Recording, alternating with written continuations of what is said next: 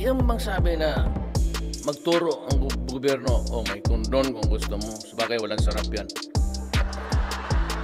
Parang kindi yan na binalot mo. Hindi mo tinanggal yung balot. Yung plastic lang kalaban mo.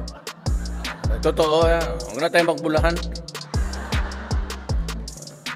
Itong simbahan, they are resisting yung family planning. Libre na. Ako nagbibigay ako sa Davao noon. Libre talaga. Pati sino yung magpa-ligate. I give her 5,000. 5,000 ako. Tapos yung 2,000 bayad niya sa doktor. Madali lang. Basta may galawin lang nila doon. Tapos yung 3,000, hindi mo siya makatrabaho, kanya na. Alam mo, yung mga kasulatan, I will not mention a particular manuscript. Pero yung mga sulatan ng gano'n, they were written by nomads almost 4,000 years ago. Hanggang ngayon, sinusunod natin. Walang ginawa yung mga buang kung magsulot lang ano ang bawal, ng bawal, sige bawal. Puro bawal. Ngayon sabihin mo na natural lang sa kalendaryo. Kaya mabenta yung kalendaryo kasi diyan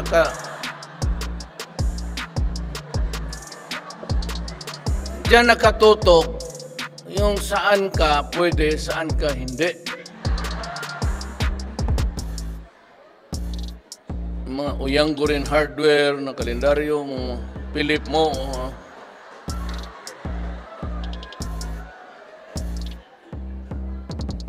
Iyang sekso, instinct yan. Kaya mo yung aso, mga iskandalo, dyan beso sa tabi ng daan. Instinct yan eh.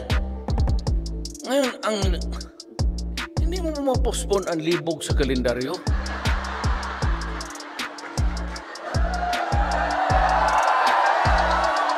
Todo, ibig kong sabihin, bigyan ninyo ng panahon na isip.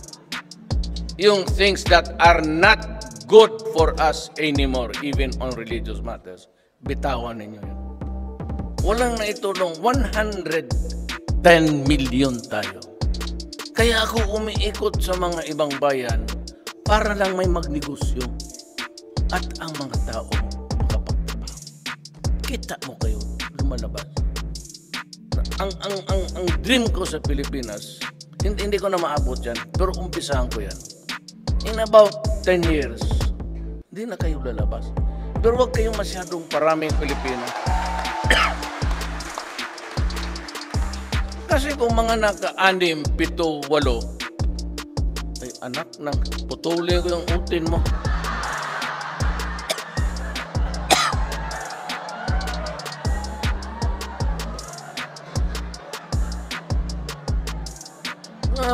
Walang trabaho.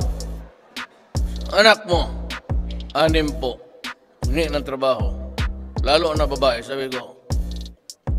Ay, ako, baski itong mga pulis, tanong. Pagka yung nanganak lang, tapos nag-report sa akin, umuwi ka. Sabi ko, umuwi ka. Sabihin mo sa commanding officer mo, ako na po. Umuwi ka, tapos igatas mo yung anak mo sa sarili. Because ang gatas talaga ang nanay, sa nanay, walang makatalo. Kasi yung antibodies, yung mga substance, mga elements na hindi man baka, baka pag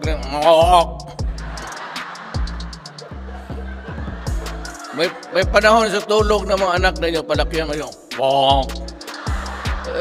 baka eh.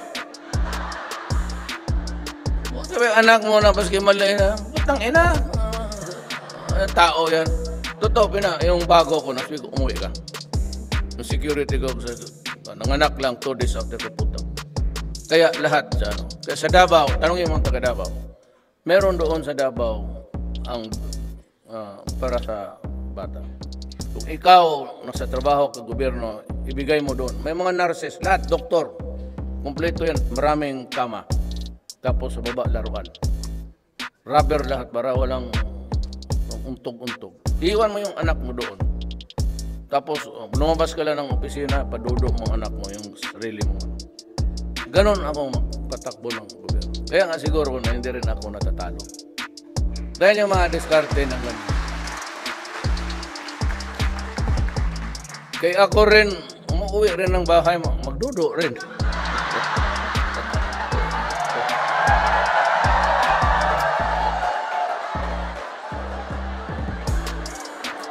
So, bakit ba tayo magbulahan? Minsan sa opisina, wala ng tao, alas 3, alas 4. Uwi na tayo. Bakit ang bata ba marunong magdudo?